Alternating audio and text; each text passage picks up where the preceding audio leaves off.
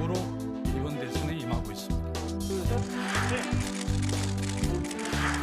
한 번만 더.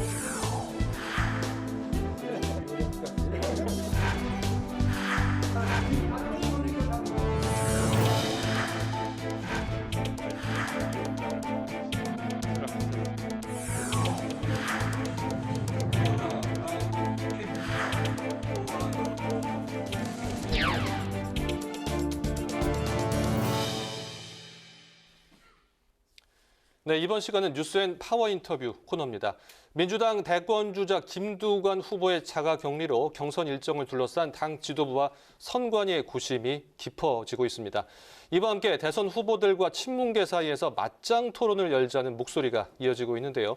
오늘은 더불어민주당 선거관리위원장을 맡고 계신 5호선 중진이시죠. 이상민 의원과 함께 관련 내용 짚어보도록 하겠습니다. 의원님, 어서 오십시오. 네, 안녕하세요. 반갑습니다. 네, 저희가 요청 드릴 때마다 자주 출연해 주셔서 먼저 감사드리고요. 자주는 아니고요. 요청이 조금 뜨문뜨문하셔서. 더 자주 연락드리도록 하겠습니다. 고맙습니다. 네, 앞서 저희가 오늘 그 국민권익위가 발표한 부동산 전수조사 결과 발표를 들어봤고 또 국민의힘 입장도 들어봤습니다. 국민의힘에서는 앞서 들으셨겠지만 뭐 국민 눈높이에 맞는 그런 어떤 조치를 내리겠다 이렇게 지금 입장을 밝혔는데요. 뭐 예전에 민주당은 탈당 권유라는 초강수를 두지 않았습니까? 앞으로 국민의힘이 어떤 후속 조치를 해야지 적절하다고 보십니까? 어쨌든 그 부동산 투기 의혹 네. 또는 현행 법 위반 의혹이 짙은 부분은 그 해당자의 뭐 변명도 들어봐야 되겠지만 예. 어쨌든 의혹이 있고 그것이 거의 뭐 사실에 근접하다고 한다면 예. 국민의 눈높이에 맞춰서 부동산 투기에 대해서는 더 이상 용납하지 않는다라는 걸 그 양당이 보여줘야 되겠죠.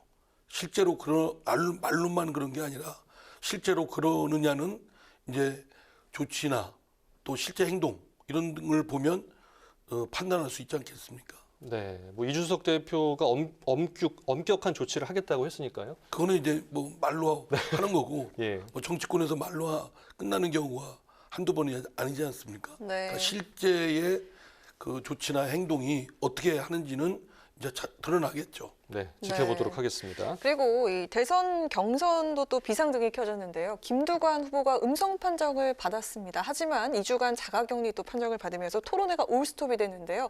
앞으로 토론회 일정 어떻게 진행이 될까요? 네, 이게 이제 저희들 경선 일정은 토론회를 한 번 하는 것 그 문제가 아니고 그 다음에 이제 지역 순회를 하게 됩니다. 예를 들어서 9월 4일은 대전 충남권의 그런 권리당원 투표와 또 현지 지역 전국대 의원의 투표가 또 있고 네. 또 해당 후보자들 연설회도 있고 그 다음 9월 5일은 세종 충북 뭐 그렇게 해서 매주 2번씩 각 권역별로 지역별로 순회를 하거든요. 예. 그래서 토론회가 마침 8월 27일 날 이번 주 이제 토요일이죠. 네. 예, 토요일 날 대전에서 이제 방송 토론이 있는데 이거를 뒤로 바꾸면 전체를 다 바꿔야 됩니다. 지역 순회 일정까지. 예. 그러면 이거는 선관위의 소관이라기보다는 이제 최고위에서 원래는 당무위원회 권한인데 이 일정을 전체 연기를 할 때는 그 당무위의 권한을 위임받은 최고위에서 결단을 해야죠. 근데 그렇지 않고서는 선관위가 토론만 어디 빼서 뒤로 놓을 수 있는 상황이 아닙니다. 왜냐하면 투표가 9월 4일 날, 5일 날 이루어지고 개표 결과를 하거든요. 네. 그러니까 9월 4일부터 역순해서 8월 31일부터 권리당원 투표가 이틀간 있고 또 ARS 투표도 있고 또 그 자발적 ARS 있고 이런 투표를 해야 되기 때문에 이거를 토론을 뒤로 바꾸면 모든 일정을 다 바꿔야 되는데 그러기는 어렵습니다. 그래서 좀 안타깝지만 네. 김두관 후보 측에게는 요새 이제 그 온라인 화상으로 네, 조금 아까도 비대면. 이제 이렇게 인터뷰도 그렇게 하지 않습니까? 예. 네. 그래서 나머지 5분의 후보들은 스튜디오에서 하지만 김두관 후보는 온라인으로 그런 방송에 방식으로. 할 수 있도록 그러면 오늘날 기술에 보면 그다지 그렇게 불리하지는 않을 것이다. 오히려 뭐 이렇게 잘 활용하면 네. 더 좋을 기회가 될 수 있게끔 되지 않을까라는 네, 그럴 수도 있겠죠. 생각을 합니다. 네, 27일로 아무래도 강행하는 것으로. 예, 네. 전체 일정을 다 고려를 해서 정해야 되기 때문에 27일 강행으로 저희가 이해를 하도록 하겠습니다. 그리고 이 토론의 방식을 두고 지금 또 많은 얘기들이 나오고 있는데요. 그 맞짱 토론 얘기가 지금 나왔습니다. 기본소득, 이재명 후보의 기본소득 끝장 토론을 요구한 상황인데요. 이 경선 룰이나 어떤 현실적인 부분을 고려했을 때 맞짱 토론 가능한 얘기인가요? 아니 뭐 토론 의제는 뭐 어떤 거든지 할 수 있고 네. 후보들이 동의하면 합의하면 뭐 할 수는 있겠죠. 그리고 이제 선관위가 주관을 해달라니까 예. 뭐 지금 앞으로는 일주일에 2번씩 한 번은 서울에서 중앙 그 매스컴 네. 전국적인 매스컴하고 하고 또 하나는 토요일이나 금요일이나 토요일 날 각 권역별로 충청권 또 영남권 그 호남권 뭐 이런 식으로 예. 또 인천 경기 서울 이렇게 돌아가면서 하기 때문에 그 사이에 여유가 있다면 할 수도 있겠습니다. 근데 막상 그 언론을 통해서 이제 할 수 있다 하자 뭐 이렇게 얘기들은 있어서 네. 제가 대략 확인해 봤더니 실제로 그 방식이나 뭐 이런 점에는 좀 차이가 있어요. 그러니까 그걸 성사가 되기까지는 여러 가지 조율해야 될 것들이 많습니다. 예. 일정이나 방식 좀 예, 고려할 그런데 이제, 부분이 많다는 말씀이시죠? 어느 후보는 후보끼리의 토론을 원하고 네. 또 어느 후보 쪽은 국회의원이 후보를 상대로 질문할 수 있게 네. 뭐 이렇게 하자는 방식은 굉장히 큰 차이가 아닌 것 같아도 아주 큽니다. 네, 상당히 뭐 네. 합의가 또 쉽진 않을 것 같다는 않습니다. 생각이 듭니다. 네, 만약에 기본소득 맞짱 토론을 주최하게 된다면 선관위가 1등 때리기에 동참한 것 아니냐라는 그런 의견이 있을 수 있는데 어떻게 그러니까 생각하십니까? 이제 그 기본소득에 대해서는 어느 특정 후보 이재명 후보가 대표 공약으로 되어 있다시피 하지 않습니까? 네. 근데 나머지 이제 반대하는 후보들이 그렇게 그걸 가지고만 토론하면 이재명 후보 쪽에서는 공격을 받는 거 아니냐 뭐 이런 걱정들 하는데 저는 뭐 공방은 당연히 있어야 된다고 생각되고요. 어느 정책이든 한번 검증 차원에서 상호 검증 차원에서 할 수 있지만 기본소득 하나만 가지고 논쟁을 하기에는 좀 협소하다라고 생각되고요. 물론 그것도 이제 후보 사이에 합의가 되고 선관위가 주관해달라고 그러면 뭐 그건 뭐 할 생각입니다. 그러나 이제 막상 들어보면 구체적인 방식이나 내용 이런 점에서는 차이가 있고 이것이 성사되는 데는 쉽지만은 않다라는 생각인데 뭐 하여튼 조율해서 할 수만 있다면 그렇게 할 생각입니다. 네, 이 최근 여당 쪽의 경선판을 보자면요, 황교익 씨 인사 문제도 있고요, 이재명 후보 이천 화재 당시에 먹방을 했던 것 논란도 있고요, 이낙연 후보도 블랙리스트 의혹도 있습니다. 후보들 간의 신경전을 넘어서 이게 고공전까지 격화하는 그런 모습인데요. 여기에 어떤 입장을 갖고 계신지 저희가 여쭙겠습니다. 바람이 있다면 우리 당에서 그 각 후보들이 미래 비전 또는 그 현재의 우리 한국 사회의 어떤 문제점, 결함 이걸 치유하기 위한 해법 이런 그 아젠다를 가지고 큰 싸움을 좀 벌였으면 좋겠다. 네. 그런데 이제 과거의 지난 일 가지고 자꾸 그건 어쩌면 물론 검증이라는 차원에서 따져볼 만한 일이 있다면 따져봐야겠지만 그게 본질적이고 큰 부분을 차지하면 안 되지 않겠습니까? 그래서 후보들의 공방, 논쟁은 좀 미래 비전과 또는 그를 마련하기 위한 해법, 방법론 이런 거 가지고 큰 좀 결투, 네. 경쟁을 좀 벌였으면 좋겠다. 정책 그러니까 대결이 바라보는 되겠죠? 국민들께서 아주 뭐 시원시원하고 네. 그 비전과 그 어떤 방법, 해법을 들으면 저분들이 더불어민주당다운 어떤 역량과 또 비전을 갖춘 분들이니까 뭔가를 해결해낼 수 있겠다. 이런 믿음을 주지 않겠습니까? 네. 네. 지난 일보다는 미래를 위한 어떤 정책 대결 이런 예. 것들 위주로 좀 너무 공방이 지난 일에 매달리다 되겠군요. 보면 퇴행적이고 소모적이고 또 심지어는 자해적인 어쩌면 우리 같은 당이고 원팀이 돼야 될 네. 동지들 아니겠습니까? 근데 과거 일 가지고 상처를 주다 보면 그게 지나치다 보면 이제 마음에 깊은 서로 간에 네. 상처를 입고 나중에 훗날 이제 경선이 끝나고 나서 어느 후보가 결정됐을 때 다른 후보들과 함께 원팀을 이루는 데는 걸림돌로 작용할 네. 수가 있죠. 그래서 검증은 필요하지만 그러나 부분적으로 비중을 보면 미래 비전과 그것도 현재의 문제를 해결하는 그 점에 더 큰 비중과 부분을 차지하도록 해야 되고 과거 검증은 좀 감촉격으로 이렇게 좀 했으면 좋겠습니다. 예, 생산적인 검증을 좀 해야 될 것 같습니다. 다음 질문 드리겠는데요. 그 추미애 후보가 낸 목소리입니다. 추미애 발 열린민주당 합당.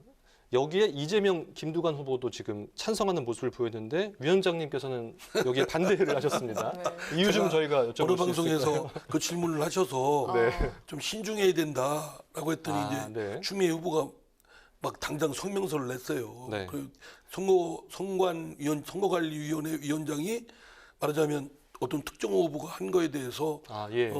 찬반 또는 호불호를 밝힌 건 불공정하다. 그럼 반대를 하신 건 아니고 신중하자는 근데 의견이신 저는 그렇게 말씀을 드리는데 네. 그래서 우리 또 사회자님이 물으신 거에 대해서 예. 답을 시원하게 저 말씀 못 드리고 경선 끝나면 말씀드릴게요. 아, 저희가 다시 모시도록 하겠습니다.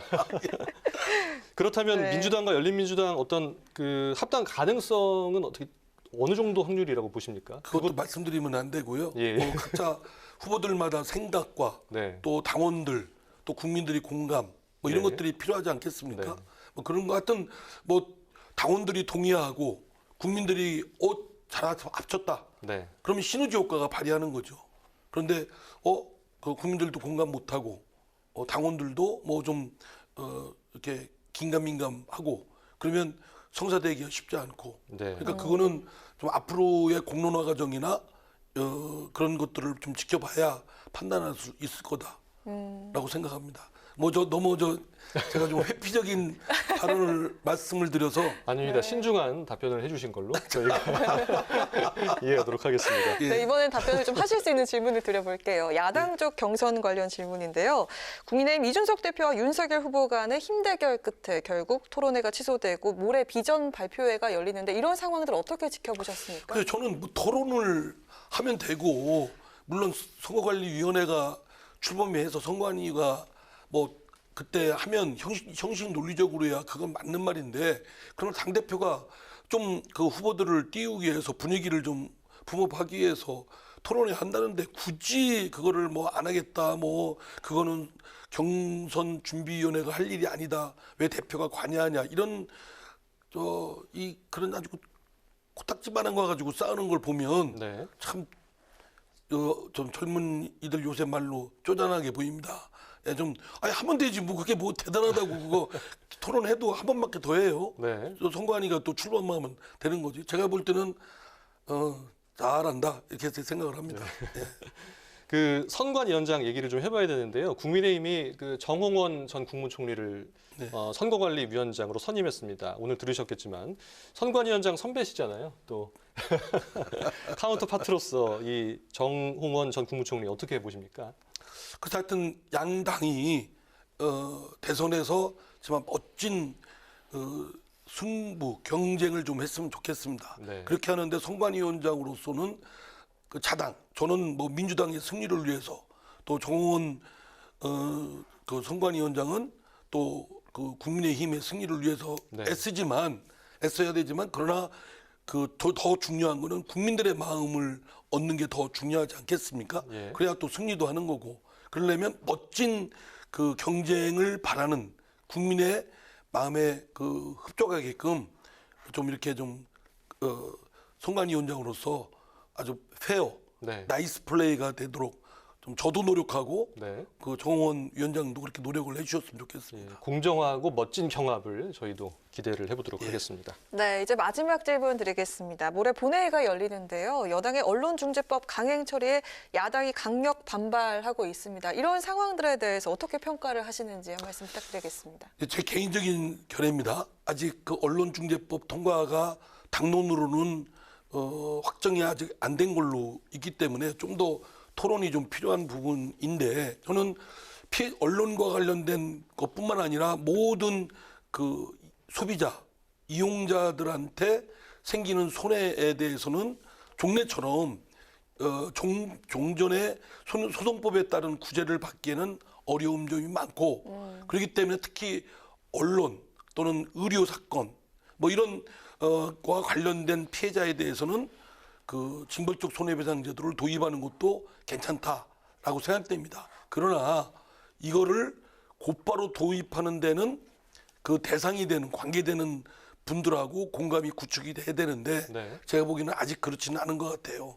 그래서 우리 쪽은 언론개혁의 일환으로 하고 싶고 해야 된다고 생각하지만 그 언론 관계 여러 단체라든가 또는 현업에 종사하는 언론인들의 말씀을 들어보면 또 우려하는 부분도 있기 때문에 네. 좀 더 그 설득하고 이해를 구하는 그런 과정이 좀 필요하다. 저는 그렇게 생각합니다. 네. 막 그렇게 밀어붙일 일은 아니라고 생각되는데 네. 뭐 당 지도부가 아니니까 좀 논의 과정이 좀 있어야 될 거라고 생각됩니다. 네, 여러 분야에 대한 이해관계를 좀 잘 또 들어주시고 예. 또 보듬어야 될 것 같습니다.